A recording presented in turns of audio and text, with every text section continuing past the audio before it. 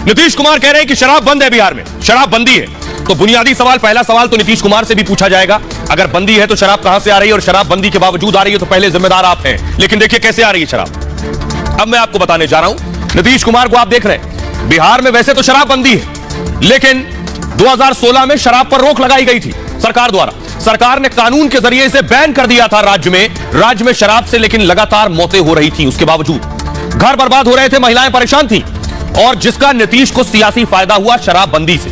मकसद पूरा होता दिख नहीं रहा है। हालात ये बता रहे हैं, शराब पर पाबंदी लगे 6 साल बीत चुके हैं, और इस दौरान 1000 से ज्यादा मौतें बिहार में हो गई हैं। शराब के केस में 6 लाख लोग जेल में, 6 लाख लोग जेल में।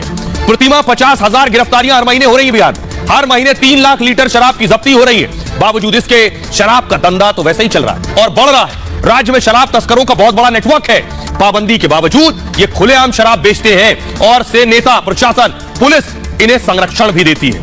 नीचे से ऊपर तक पैसा पहुंचाया जाता है, जिस वजह से प्रभावी कार्रवाई आज तक नहीं हो पाई। दिखावी कार्रवाई जरूर होती है। शिकायत करने वालों को परेशान किया जाता है। शराब माफिया के वो निशाने पर आ जाता है जो शिकायत करेगा, पुलिस भी उसे झूठे मुकदमे में फंसा देती है। उसके बाद ये हो रहा है बिहार में। सुनिए जरा सुशील मोदी क्या कुछ कह रहे हैं और पप्पू यादव क्या कह रहे हैं।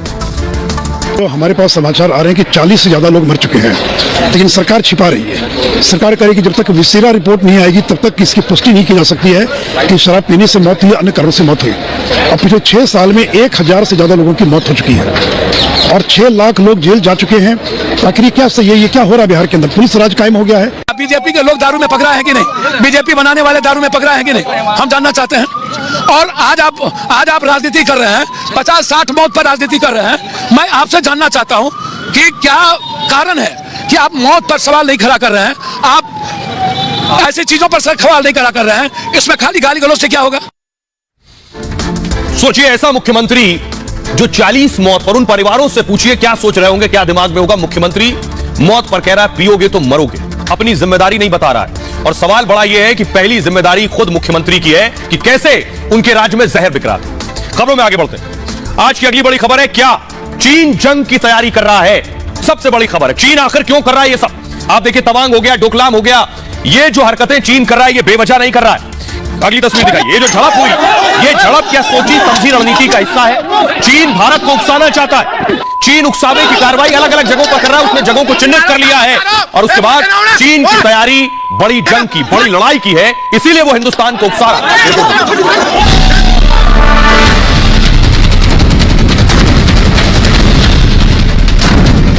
क्या चीन किसी बड़ी तैयारी में है? चीन के टैंक, चीन की फौज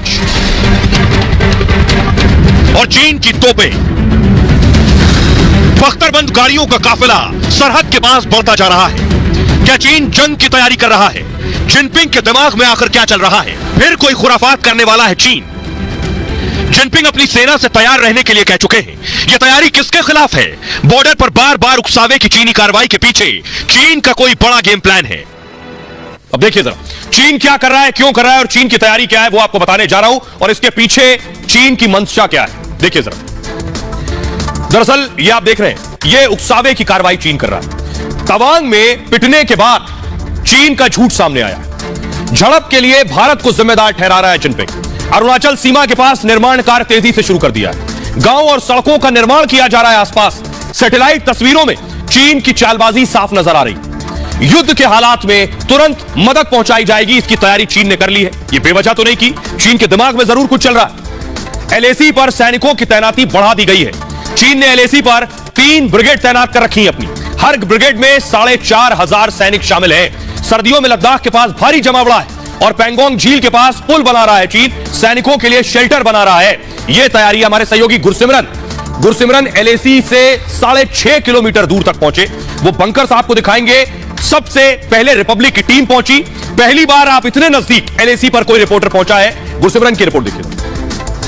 यह इलाका जो है 6.5 किलोमीटर दूर है उस इलाके से, यांगसे से, जहां पर भारत और चीनी सैनिकों के बीच जो है वो हाथापाई हुई थी। और इन ऊंची पहाड़ियों पे आप देखिए, ये जो है 16, 17, 18 हजार फीट की ऊंचाई पर पहाड़ियां हैं जहां पर भारतीय सैनिक जो हैं वो तैनात रहते हैं। ये आखिरी पॉइंट है जहां पर जो है हम जा सकते हैं। इससे आगे सुरक्षा कारणों की वजह से जाने की इजाजत नहीं दी जा रही। इस वक्त लाइन ऑफ एक्चुअल कंट्रोल पे मौजूद है।